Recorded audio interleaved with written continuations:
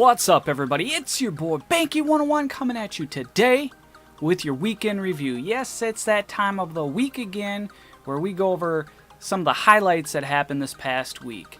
Now, a handful of things happened, and first starting off the week was kind of craziness because if you were all over on the Twitter community, you saw this video come out of Call of Duty. It was like a Call of Duty leak for the new Call of Duty that's coming out in 2017. But right away, that shit was debunked. There was people showing that it was from an old Battlefield game, but somebody definitely went through a lot of work for this because they were at like some market or something because there was a ton of people in the background, and they were showcasing it on a TV. They were flipping through menus like they were actually playing the game. It was pretty insane. So just go out and search fake COD video that was showing up early part of this week, and you should be able to see videos out. Charlie Intel was one of them that had it out there, but I looked on their site and they completely deleted that. So nothing more on that.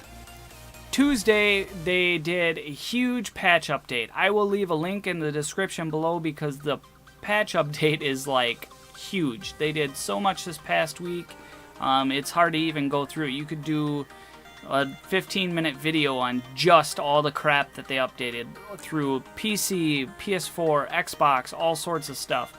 They updated multiplayer, they updated zombies, they did all sorts of crap. Every Tuesday they usually put out a patch, but this one seemed to be a huge one. One of the biggest highlights that will kind of give you a little edge if you're an SMG user on IW, they increased the aim assist range to like 800 inches or something like that. I don't know what it was previous. And then while you're aimed down in sight, it's 1400 inches. So there's a huge aim assist buff that was done for SMGs. So if you don't use SMGs, go out there and try those. If you do use SMGs, you're probably already noticing that your aim assist is a lot better because that patch came out on Tuesday. Again, I'll leave the link in the description below for you guys to check out yourself, and you can go through the whole slew because whether you do zombies or multiplayer or what system you're on, all depends on the kind of patches that they put out there.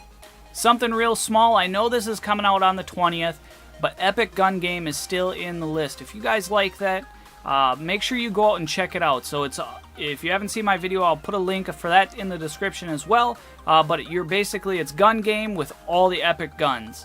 So if you don't get a chance to use some of the epic guns, or you want to earn up to unlocking with your salvage an epic gun, make sure you go and play that because you're going to get a little bit of all of the guns throughout that, and it's loads of fun.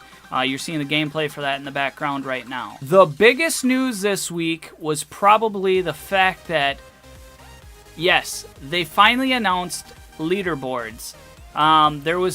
There's some controversy around this because of some of the stuff that they said about it, but one thing that they said is sometime in February there's going to be leaderboards. Now they're saying this is like combat records or whatever they want to call it at this point, and people were throwing a stink over all the remark that they said that coming late February. Infinity Ward says that they are still designing the UI for combat record and deciding what data to show.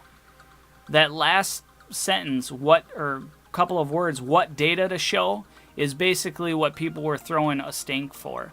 That's not, people were acting like they don't have the data to show or they don't know what to show. It's basically they have all this data. They have all your combat data and all of your kills and all of that stuff. They're just figuring out what's the useful stuff to show you as a user. What are you guys going to want to see on your combat record, like kill to death ratio, how you stack up against everybody that plays iDub or whatever, or how you stack up against your friends. They just want to figure out what they're going to push out there. And UI takes a while, but the back-end stuff, if they have the back-end stuff to actually figure all the variables out, and all they have to do is figure out how to display it and how they want to make it look pretty for the users to see it. That does take a while, but that doesn't take as much while as figuring out the back end and all the coding for that. So I don't think it's that big of a deal. Look, in February, we're finally going to get our leaderboards, which I think is stupid. They should have had the leaderboards out when the game launched. Every Call of Duty has had some sort of leaderboard. You figured out how you stack up against everybody. That's kind of like part of the culture. You'd think that they'd have that taken care of before they pushed out how many DLCs they've pushed out. They've got a map pack coming out, and then they've had like 2 DLC weapon updates come out, and all that 600 piece weapon update and all that crap. I think that's ridiculous. They should have focused on what the community says.